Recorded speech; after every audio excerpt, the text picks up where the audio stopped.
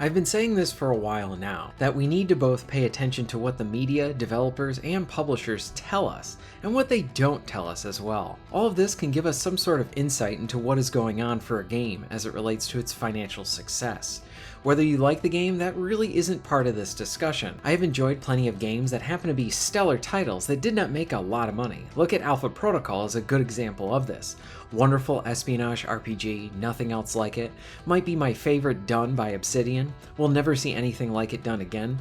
If you're hungry for something like good BioWare, check it out. Buy it, and you're welcome. But with Dragon Age the Veilguard, we have seen such a crazy media campaign to really get more gamers on board for this trash. And you know what? Maybe the media is trying to do something about it and actually talk about what some of us actual players have been saying for a while now, like myself. Like all of these sales coming out for it, making you want to try and buy the game. I don't think that means the game is actually selling very well.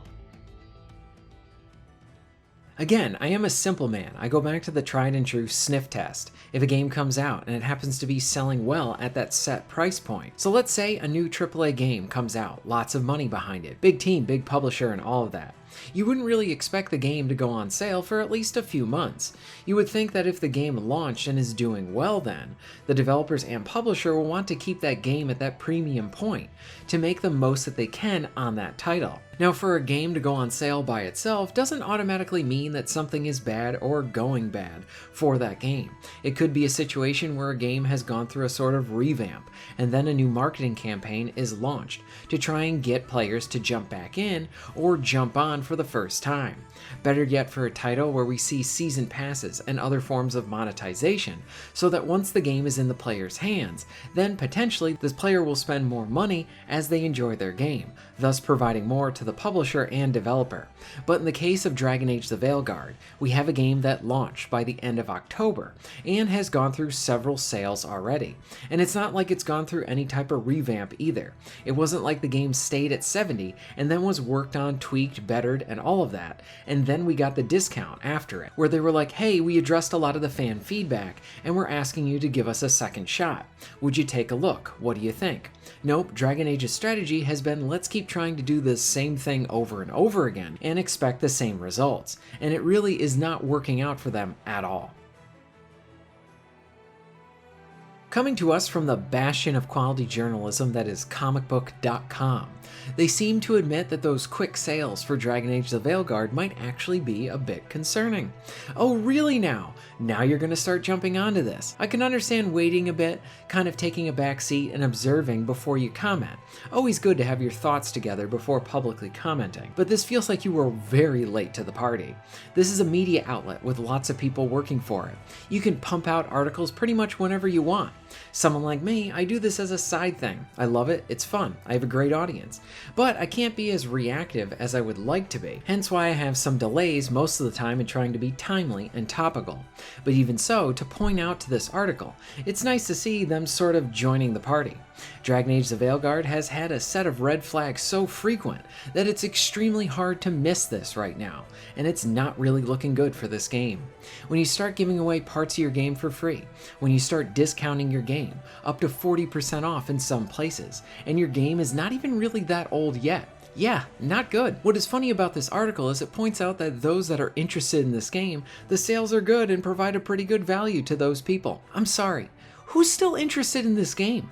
That number of people cannot be that high. I honestly think the largest number who wanted to buy it already did, which in terms of what EA and BioWare needed for this title, it doesn't seem to be enough. The new audience wasn't there because you focused on the modern audience, which doesn't pay the bills. You took a gamble, the wrong kind of risk, and now no one wants to bite. No one wants to buy. This all goes back to the very inception with this title. Yes, there was a big misstep by potentially turning a Dragon Age sequel into a live service game. Whoever suggested that should not be taken seriously ever again. I know that the industry likes to just chase the latest thing all the time, but guess what? Every franchise does not fit every one of those current day trends. And since game development takes longer than me to run a mile back in high school, by the time they get that game out, that trend has already died. No one wants anything more from that trend. they are onto something else, and your game looks like it's trying to play catch up, but no one is playing that game anymore. Rather than focusing on the current trends and the non-existent modern audience, I would argue it's much better to look at what makes your franchise, the prior games, special. What did the player base positively respond to? What items of improvement did they bring up? And then look at all of that stuff and see how much of it you can incorporate into your next title as you start building it. Not making a game for people who never played Dragon Age before. That shouldn't be your focus. Look, I understand trying to focus on getting as many people as you can to play your game, because that means more people probably bought it. I get that. But the way you focus on getting more people is by making what made Dragon Age great to begin with, and focus on the strengths of that. Because you know what will create interest for gamers? A really good game. Say BioWare actually focused on what made Dragon Age so great to begin with, and that was what Veilguard ended up being. You would see new players be like, hey, what is this game? I never played any of the prior ones before. New person gives the game a try, and then word of mouth continues. But that large base who loves Dragon Age, they came out for you on day one. They see that you actually tried, and in our situation succeeded in making a great Dragon Age game. And these people are going to buy your game. They are going to be vocally supporting you. They are going to be asking for more. In some cases, they might even be buying it for their friends too. I know I have done this as well with titles I have loved. I'll go out and buy it for a friend. Focus on your base, that core group. Make a game that honors that legacy that it's coming from, especially if it is from a franchise that hasn't seen a new game in 10 years.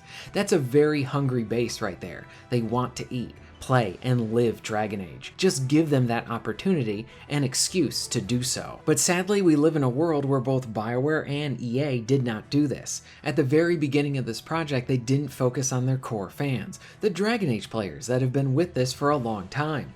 BioWare and EA focused on this unknown group of new players, and you know what? That group apparently turned out to be very small. I would bet that the numbers of legacy fans and this new set of fans, the legacy fans probably outnumber them easily. You have many people, many fans that looked at the leaks, previews, and then actual gameplay of Veilguard and thought, no, this is not for me. This is not Dragon Age. I'm not going to waste my time on this. I would rather go play one of the prior titles again. We do need more BioWare RPGs within the industry. It's one of the many things that it's missing. But what we need is more good BioWare. It's growing more and more obvious that the talent that we loved is now gone and working on other projects now. Because Dragon Age the Veilguard seems to be a financial failure, and it certainly wasn't what any of us really wanted. What do you think about all of this? How do you think this game is selling? Let me know in the comments down below. If you're interested in supporting the channel, please check out my Patreon page. For just $1 a month, you can help to keep this channel going strong, and this allows me to be able to do more for my awesome audience. Please check out the links in the description and pinned comment for ways to support the channel. And most of all, thank you very much for watching.